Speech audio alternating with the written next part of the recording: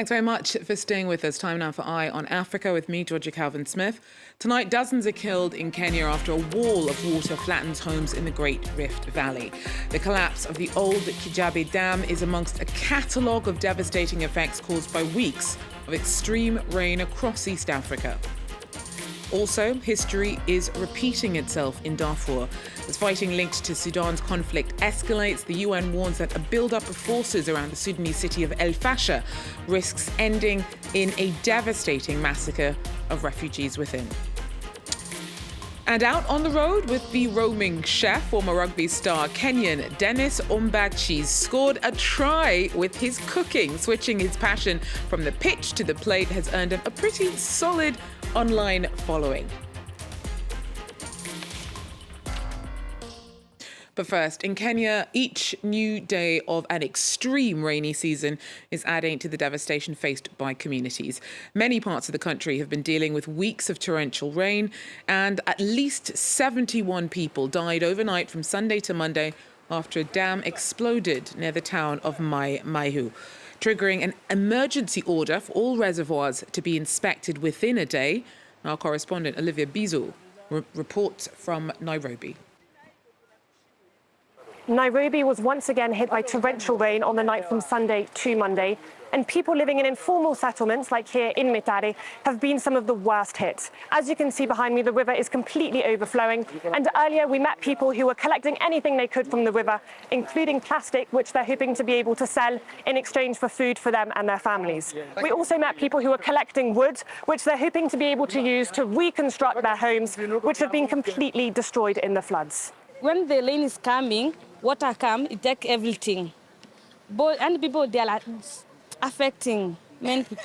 Like the smaller children, no food, no uniform, no books. Most of people who are inside even the house, they were much affected. They don't have the place to sleep. They don't have even some of the basic needs, whatever in the houses. They have been swept away by water. Others even they have contracted diseases. Nairobi isn't the only city to have been affected by the heavier than usual rains. The whole country has been completely battered by the floods. On Sunday night in Kenya's southern region of Nakuru, a dam exploded, sweeping away homes and vehicles. Many schools across the country have also been affected, forcing the government to announce early on Monday morning that the beginning of the new school term would be postponed by a week and would begin on the 6th of May. Olivia Bizo there for us. Now, the UN has warned that Darfur is on the brink of a massacre. Tens of thousands of people have been killed, more than 8.5 million people displaced by the year-long conflict that has pit the Sudanese military against the RSF paramilitary. Now, there are growing concerns about the possibility of an imminent offensive on El Fasher in North Darfur. It is a hub for refugees and the last state capital not yet controlled by the RSF. Its forces have encircled the city, and an attack could be devastating for the 800,000 people within. France 24 has spoken to Sudanese activist Niemat Ahmadi while she was in New York campaigning for the UN Security Council to do more to save millions of lives of her countrymen. 20 years ago, she fled the first genocide of the 21st century, also in Darfur. She says Sudan's on the brink of a repeat, only this time the world is not paying attention. What Sudan is going through is the worst humanitarian crisis of our lifetime. I survived a genocide 20 years ago, and today, seeing another genocide unfolding, I do believe the Security Council, the United Nations Security Council, and the international community have the obligation to prevent genocide and to stop and hold perpetrators accountable. Masses have been forced from their homes, have been displaced, have been isolated as the rapid support forces, attacking cities across Darfur, isolating civilians from all survival needs. They loot markets, hospitals, pharmacies, vehicles. When people are attacked, they cannot even flee or take those who are wounded to a place where they can receive medical assistance. And as recently being reported by many agencies that a child dies every 2 hours in Darfur camps. These are people who have been attacked 20 years ago and remain in camps because their attackers have not been held accountable or apprehended. And now another attack is unfolding. We call on the Security Council and the international community that they have the obligation in the face of atrocities that they must act now more than ever before to prevent and protect the people. We are also calling for immediate access to humanitarian aid and protection of civilians and holding those who perpetrate these crimes accountable. Both Sudan armed forces and the rapid support forces, they have been declared several ceasefires. They never abide by, never respected, including the most recent Ramadan ceasefire that went into a deaf ear. So it's quite clear that the warring parties are resorting to military solution when civilians are the only ones that are paying the highest prices. Darfuri activist there, Niemat Ahmadi, speaking to us in New York about the escalating violence in Sudan.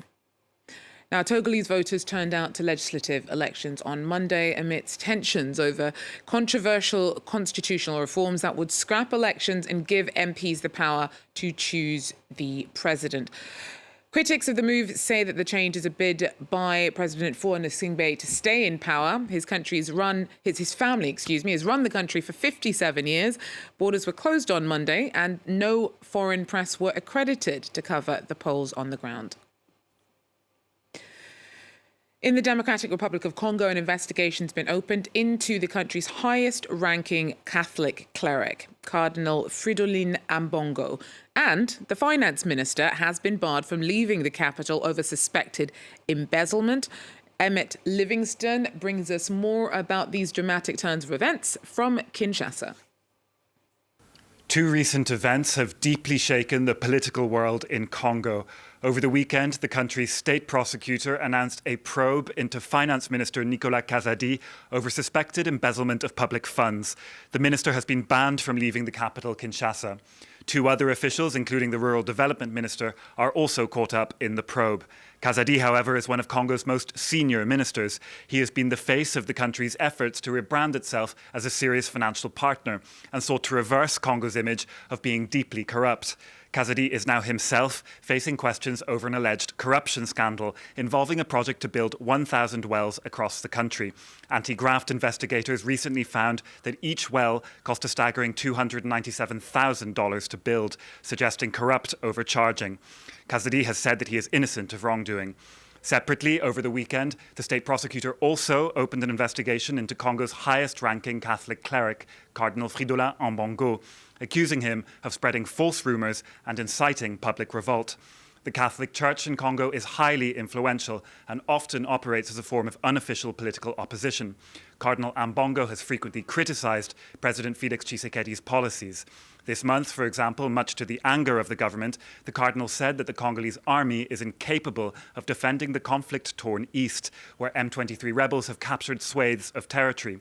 Several Congolese opposition figures have denounced the investigation into the Cardinal. Nobel Peace Prize winning Dr. Denis Mukwege, for example, said that he was scandalised by the politicisation of the courts and what he called judicial harassment. Well, staying with DR Congo, it sent a cease and desist order to Apple last week over the company's alleged use of illegally exploited minerals extracted from DR Congo's embattled east. Exploitation of the so-called 3 Ts, tungsten, tin and tantalum, has long been dominated by armed groups in the volatile region, and global attempts to regulate their trade have largely failed. Laurent Berchecker talks us through. They are known as the 3 Ts, tin, tungsten, and tantalum, essential minerals for the fabrication of electronics, the majority of which can be found in the DRC. Together with gold, they've been nicknamed conflict minerals due to their central role in fueling ongoing violence in the country's east. For the past 30 years, armed groups have been competing over these resources, often forcing civilians, including children, to work in the mines in order to finance their operations. A security and human rights crisis that's deteriorated further since M23 rebels launched a fresh insurgency over 2 years ago. Since 2009, a mechanism known as the International Tin Supply Chain Initiative attempts to regulate the trade of these minerals and to ensure they don't come from conflict zones. But the program has come under scrutiny after a 2015 report by British NGO Global Witness accused it of facilitating the laundering of tainted materials. According to the NGO, 90% of 3T minerals exported by Rwanda in 2021 were illegally smuggled into the country from the DRC. Well, after a career in rugby, Dennis Ombachi, more commonly known as the travelling chef, turned to cooking. He says it's a form of self-care and a way of raising awareness about mental health amongst young people. Take a look. Tomatoes roughly chopped, done. A catchphrase heard by millions. Done. With his short and punchy videos, former rugby player Dennis Ombachi has won over 2 million TikTok users. My cuisine, I will say it's continental, because my cuisine is inspired by sports, through my travel in sports. So for me, I look at food as a means of traveling the world without having a passport. Between national selections, 2 World Cups and the Olympic Games in 2016, Dennis Ombachi has represented his country on the rugby pitch for over a decade. Until 2018, when he was diagnosed with a bipolar disorder. Yes, I was good in sports, I was successful.